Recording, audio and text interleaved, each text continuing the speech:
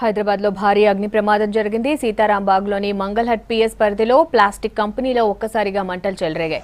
భారీగా ఎగిసిపడిన మంటలతో స్థానికులు భయాందోళనకు గురయ్యారు.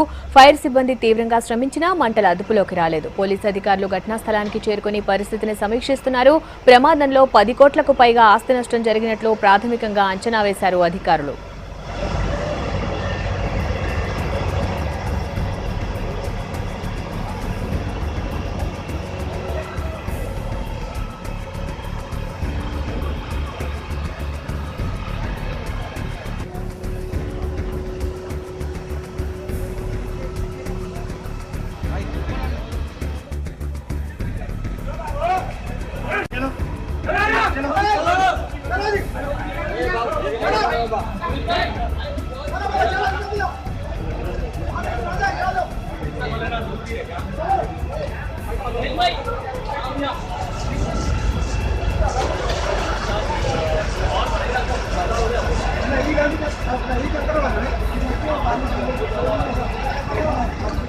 అధికారులకు డిస్ట్రిక్ట్ ఫైర్ ఆఫీసర్కు మరియు ఫైర్ స్టేషన్లకు ఫోన్ చేసి అందరినీ కూడా ప్రతినిధులు సుమారు 6 నుంచి 7 వరకు ఫైర్ ఇంజిన్స్ వచ్చాయి.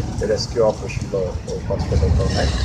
మరి అదేవిధంగా సంబంధిత జిహెచ్ఎంసీ కమిషనర్ గారు మరి వారి సంబంధిత సిబ్బంది కూడా ఇది గత 2 సంవత్సరాల నుంచి ప్లాస్టిక్ గోడౌన్ ఇందులో ఇది 5 స్టేర్స్ బిల్డింగ్. దీన్ని ఆపడానికి అన్ని విధాల ప్రయత్నం చేస్తున్నాం. ఇప్పటివరకు ఎటువంటి క్యాజువాలిటీస్ అనేది